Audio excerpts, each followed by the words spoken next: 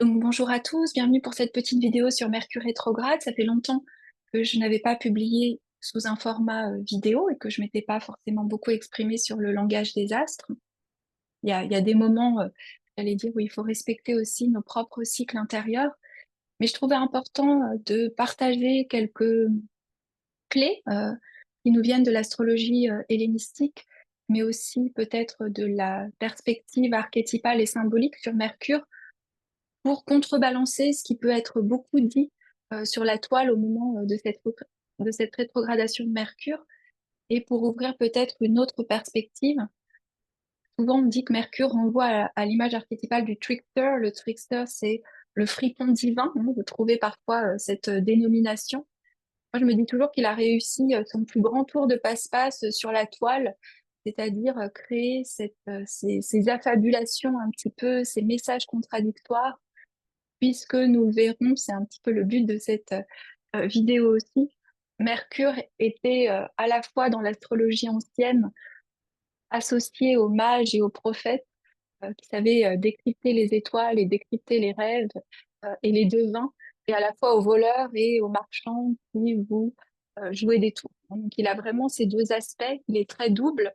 Et d'ailleurs, peut-être pour comprendre profondément Mercure, hein, qui était aussi appelé parfois l'étoile d'Hermès, il y a cette idée que ce que vous retrouvez beaucoup dans l'astrologie hellénistique, donc quand je fais référence à l'astrologie hellénistique, il y a des doutes un petit peu sur quelles sont les origines. On parle euh, des origines grecques, hein, avec notamment des auteurs comme Vétus Valens et aussi Firmicus Maternus, qui étaient alors plus à l'époque romaine, et vous trouvez aussi des auteurs égyptiens parfois, ou des sources égyptiennes ou des sources arabes, notamment Abou Machar, mais il y a quelque chose souvent sur les personnes, en tout cas, qui ont recherché un petit peu plus les origines, on a ce défi, en fait, de savoir si beaucoup de textes qui ont été justement attribués à Hermès ou à Asclépias étaient vraiment des attributions réelles ou si c'était pour légitimer cette astrologie naissance ou cette pratique de lecture des étoiles assez différente, par exemple, des traces et des origines de l'astrologie qu'on retrouve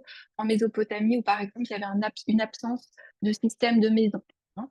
Donc voilà, ça, c'est des choses, si ça vous intéresse, je pourrais vous partager plus dessus et qui font partie de sujets que j'affectionne tout particulièrement. Mais il y avait cette idée, hein, pour revenir un petit peu à ma parenthèse que j'ai ouverte, de la recherche du cosmos et de la recherche du beau, hein. Cet ordre cosmique qui était beau, qui était harmonieux. Les planètes étaient appelées les étoiles errantes justement parce elles ne suivaient pas ce rythme harmonieux, hein, des étoiles qui se lèvent, qui culminent et ensuite qui se couchent. Elles avaient une irrégularité dans leur cycle. Et il y a une des planètes qui a un cycle très irrégulier, c'est Mercure, de par ses multiples rétrogradations, de par aussi dans la théorie hellénistique, il y a un concept qui s'appelle le concept de secte. Est-ce que vous êtes né de jour ou est-ce que vous êtes né de nuit? Et vous retrouvez toujours cette hyper-adaptabilité de Mercure qui peut être soit féminin, soit masculin, qui va s'adapter à toutes les planètes qui touchent. Il y a vraiment ce côté androgyne et inclassable. Il est toujours entre les deux, hein. Même si vous prenez vraiment des textes anciens et plus techniques, Mercure, il peut s'adapter à tout. Donc, profondément, il y a cette, peut-être, comment on pourrait dire ça, cette vision un petit peu de Mercure qui n'est pas stable et qui va créer aussi une forme d'instabilité. Donc, il faut savoir ensuite que quand Mercure est rétrograde, ça fait partie du cycle de Mercure, hein, qui est ce qu'on appelle des fois, pour regarder dans le terme et le jargon astrologique, c'est le cycle synodique, hein, c'est le cycle d'une planète en fonction de son rapport au Soleil. Et lors de la rétrogradation de Mercure, on a l'impression, en tout cas depuis notre perspective, que Mercure va passer sur des degrés zodiacales qu'il a déjà traversés, hein. Donc Mercure, actuellement, puisque j'enregistre cette vidéo la veille, et donc aussi le jour de nouvelle lune, Mercure est rétrograde, va rétrograder à 4 degrés de la Vierge, hein, et il va repasser dans le sens inverse du zodiaque jusqu'à 21 degrés du Lion, hein, et ce jusqu'au 28 août. Donc il y a ce phénomène où il repasse sur quelque chose. On associe souvent Mercure rétrograde dans ce qu'on va voir publié sous la toile. Je ne dis pas que c'est faux, hein, attention, moi je veux juste toujours amplifier et approfondir, mais pas du tout créer de la disharmonie ou du conflit. On parle souvent de Mercure rétrograde, et on a des exemples hein, de panne, d'irrégularité, de voitures qui tombent en panne, de délai des aéroports.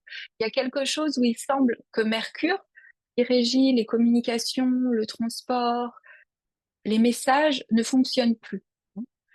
Donc c'est vrai que surtout à une ère de l'air, hein, de cet élément air et qu'on peut voir aussi astrologiquement, c'est vrai que Mercure vient souvent semer pas mal de chaos et d'inattendus et d'imprévus. Mais pour aller à un niveau plus symbolique, hein, Mercure, tout comme Vénus, il peut être étoile du matin et étoile du soir. Et le moment en fait de sa rétrogradation, il va faire à un moment donné, donc ce sera le 19 août, il va faire ce qu'on appelle le Casimi. Donc le Casimi, c'est lorsque la planète est conjointe au Soleil, exactement. Ça voulait dire être dans le cœur du Soleil et la planète se régénère pour ensuite continuer, j'allais dire, son chemin. Et c'est aussi où lorsque Mercure, qui est actuellement étoile du soir, hein, il est étoile du soir, et puis il s'apprête à rencontrer le Soleil. Au moment de la rencontre avec le Soleil, qui sera le 19 août, il redeviendra, alors petit à petit, étoile du matin, puisqu'il faut qu'il y ait, dans la technique astrologique, il faut qu'il y ait 15 degrés entre le Soleil et Mercure pour que Mercure soit visible, hein. Donc 15 degrés avant le Soleil, il est visible en tant qu'étoile du soir, et après le Soleil, dans le cycle, hein, pas dans les degrés, c'est à l'inverse. Je ne veux pas rentrer dans les détails plus techniques, mais Mercure deviendra étoile du matin une fois sorti de sa rétrogradation. Et donc il y a toujours cette idée que Mercure étoile du matin, parfois on l'associe à Prométhée, et Prométhée, donc c'est celui qui vole le feu à l'humanité, donc il a un côté beaucoup plus joueur, beaucoup plus euh, fripon, agile dans ses idées, par opposition au Mercure épiméthée, qui peut être une période de réflexion. Et Mercure régit deux signes du zodiaque hein, dans le système astrologique, il régit à la fois le Gémeaux et à la fois la Vierge. Et vous avez aussi des fois ces associations. Là, Mercure va rétrograder dans le signe de la Vierge, euh, où il est à la fois en domicile et en exaltation. Mercure dans le signe de la Vierge, c'est un Mercure qui va chercher une forme d'ordre, une forme de contenance dans sa pensée. Et il va aussi rétrograder ensuite dans le Lion, hein, il repassera en Lion le 15 août et jusqu'au 18 août, jusqu'au 28 août, pardon, il sera dans le signe du Lion. Donc, profondément, je vous propose d'aller regarder quel est l'archétype de Mercure hein, pour essayer de comprendre ce que peut nous dire la rétrogradation. Donc, il y a plusieurs visages. Mercure, il est multiforme. Il est associé, si vous prenez vraiment les textes anciens, il est associé aux commerçants, comme je vous disais, aux prophètes, aux devins, à la jeunesse. Il a énormément d'attributions, hein. Il va s'adapter à tout. Il a aussi dans l'ombre des qualités d'errance, hein. Son ombre, c'est qu'il est instable, incohérent et qu'il se ment. Mais profondément, si on replace Mercure dans le système solaire ou dans notre système astrologique, Mercure, c'est le porte-parole du Soleil. C'est-à-dire que le Soleil, c'est le lieu de l'étincelle divine, c'est le lieu où on connecte avec l'appel du soi, on pourrait dire, au niveau moderne. Et Mercure, c'est celui qui est chargé de transmettre la parole du Soleil. Donc moi, je trouve que surtout lorsqu'il rétrograde dans des signes de la Vierge, qui au niveau, j'allais dire, du symbole moderne, peut être associé à ce processus d'individuation, ce processus de raffinement. On va aussi avoir Vénus dans le signe de la Vierge, qui parfois, là, se revêtit ou nous renvoie à l'image archétypale de la Corée. La Corée, c'était ces anciennes femmes ou prêtresses, hein, souvent elles ont une divinité, mais pas toujours, qui étaient vraiment autocontenues. Il y avait cet autocontenu, cette autosuffisance, ce besoin de rester au centre, hein. Elles étaient vierges dans le sens antique du terme, c'est-à-dire qu'elles n'appartenaient qu'à elles-mêmes. Donc là, je trouve que c'est intéressant parce qu'on a Mercure qui rétrograde dans deux signes. D'abord dans la Vierge, qui va nous permettre de raffiner notre pensée. Moi, j'ai toujours cette idée de la Vierge comme étant le lieu où on polit quelque chose, vraiment comme un sculpteur qui viendrait raffiner son œuvre. Donc, on pourrait raffiner l'être, hein. Si on prend le système du zodiaque, du Bélier à la Vierge, on construit quelque part. C'est peut-être pas très beau la parole. On construit, on se centre, on se rencontre, on se rassemble pour, à l'étape de la balance, s'ouvrir aux autres, par exemple. Hein. Donc, lorsqu'on est dans la Vierge. Alors bien sûr, l'ombre de la Vierge, c'est cette méticulosité, cette tyrannie du détail et de la perfection, que la Vierge, dans le système zodiacal, dialogue constamment en face avec le Poisson. Donc elle doit toujours faire face au mystère divin, mais elle cherche à comprendre, hein. Le Mercure de la Vierge est celui qui sait que dans le petit, dans cet alignement du micro, dans ce qu'on est en train de faire, par exemple en regardant en nous, on touche aussi le système stellaire, le système cosmique, enfin, les étoiles à l'intérieur de nous. Donc, c'est vrai qu'ensuite, on va passer d'un Mercure en Vierge à un Mercure en Lion. Là, on pourrait dire que le Mercure en Lion, dans sa beauté, c'est la parole du cœur. C'est une parole authentique, c'est une parole qui brille, c'est une parole royale, avec là aussi, comme toujours, puisque on pourrait dire que les planètes sont soumises d'une certaine forme à une dualité, hein, puisqu'elles sont dans cette errance de retrouver là où peut-être les étoiles fixes nous renvoient à une partie plus, plus de notre âme, hein, puisqu'il y a cette idée que lorsque on descend, on prend une qualité de chaque sphère planétaire, hein, et que c'est la Lune qui les collecte.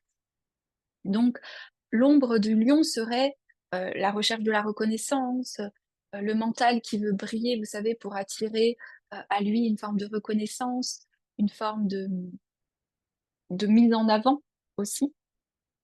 Donc là, je trouve que ça va être intéressant, cette rétrogradation entre la Vierge et le lion, qui va nous ramener que, en profondeur, Mercure est aussi le dieu des passages, c'était le dieu des croisements, hein, vraiment le dieu des chemins. C'était aussi parfois le dieu des incantations. Il y avait cette idée, notamment, on va retrouver beaucoup dans les décans égyptiens, que si vous aviez la bonne alinéation, je pense que c'est pas du tout français ce mot, mais vous allez me comprendre, alignement, pardon, je sais même plus si c'est espagnol ou anglais, je confonds, entre l'étoile, le bon talisman, la bonne parole, ils faisaient même des bagues du talisman que vous pouvez regarder en lien avec votre ascendance. Il y avait chaque décan qui correspondait, et si on arrivait à trouver parfaitement la pierre, le degré de l'étoile fixe, l'alignement avec les planètes, vous pouviez faire descendre, je trouve ça magnifique, l'énergie des planètes dans le talisman, hein. Et c'était Hermès ou Mercure qui était responsable de ça. Donc c'est vraiment le dieu des incantations, le dieu des prières, le prophète, le devin, hein.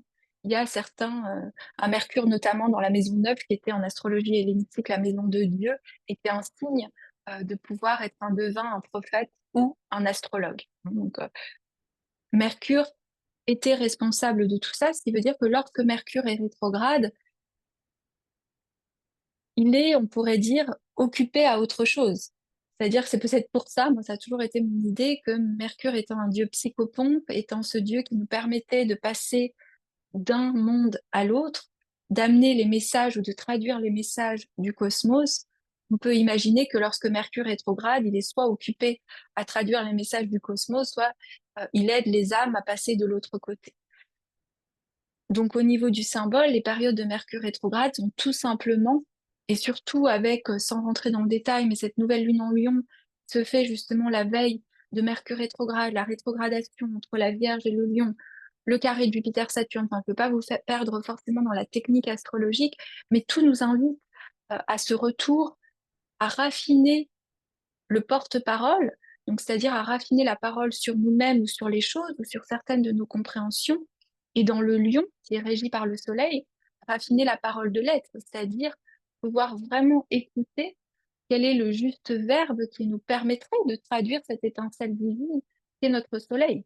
Moi, je le verrais comme ça, hein.